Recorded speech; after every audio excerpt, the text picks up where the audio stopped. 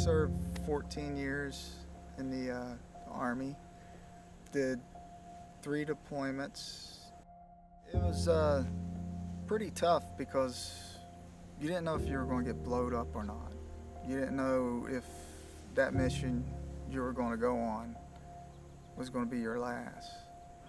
Sustained it, my one big injury was when we were supporting a Special Forces unit.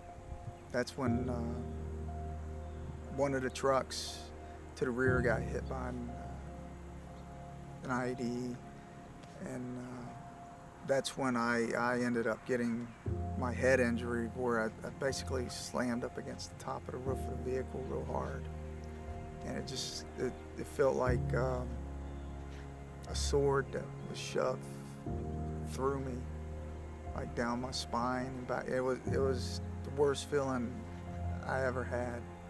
And then I noticed my legs were starting to go numb, and that was scaring me. By the time I got to Belvoir, things were just starting to go downhill for me. Only time I remember one moment at Belvoir was I felt like I was at death's door. So I packed a suitcase, a couple changes of clothes for me, and I said I was going to be home in about week to 2 weeks tops. I didn't go home for over a year. I lost my job. They terminated me because I couldn't tell them when I was going to come back. I get down to Fort Belvoir, and I was super excited, and the look on his face was blank. And I was like, there's something wrong. Maybe it's just jet lag, But so my giddiness went to a meet, and my heart just went whoomp. I'm like, there's something wrong. But I tried to chalk it up again to jet lag. I only had what he was telling me. So we went to go see his primary care the next day. Within the first 5 minutes, the eye doctor was like, oh my God, you've got a brain injury. And I was like, what? She's like, oh, no doubt about it, just your vision alone, you have got a brain injury. So everything that I had been noticing started to tie in at that point in time. Turns out he has almost zero depth perception. He has double vision individually in each eye and no peripheral vision. So the man was basically a walking blind man, but he couldn't tell us because he didn't know the words anymore. Because as this is going on, he's deteriorating, he's losing his words. Eventually diagnosed with a compound traumatic brain injury, and that's because he had had so many undiagnosed and untreated brain injuries when he was in Iraq. Because quite frankly, when you're there, this is what I've been told by multiple service members, if you have all your parts and you're not bleeding out, you dust it off, you shake it off, and you move on, because there's somebody else who's worse off than you. The combination of everything just got to be too much for him, and he became suicidal. And what do you do when your spouse is suicidal? You hang on as tight as you can, and you get as much support as you can. Everything lined up perfectly for when John was struggling at his absolute worst, and he pitched a fit. I don't want to go. I don't want to go.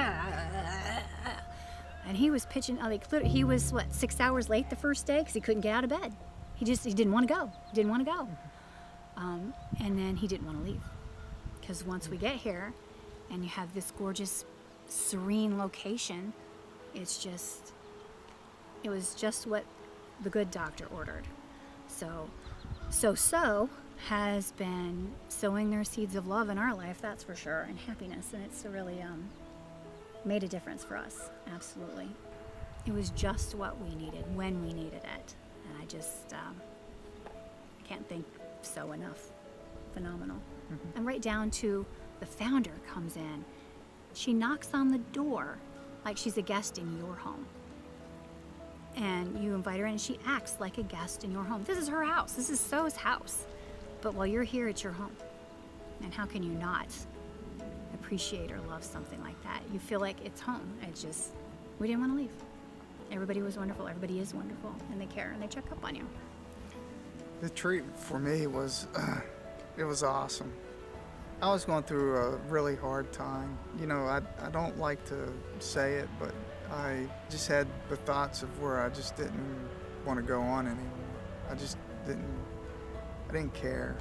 I tell you what, I was really glad I went, because it really got me through a really bad point. in my life. I got to go on a helicopter ride. I can't forget that. I love that. That helicopter ride was awesome. It did save my life because I was going downhill fast. And this is what I needed. And that's what saved me. This is what saved me. And it just really did. And I can't thank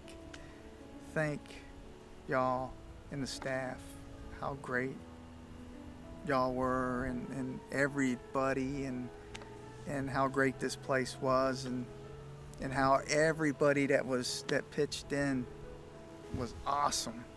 I thank y'all.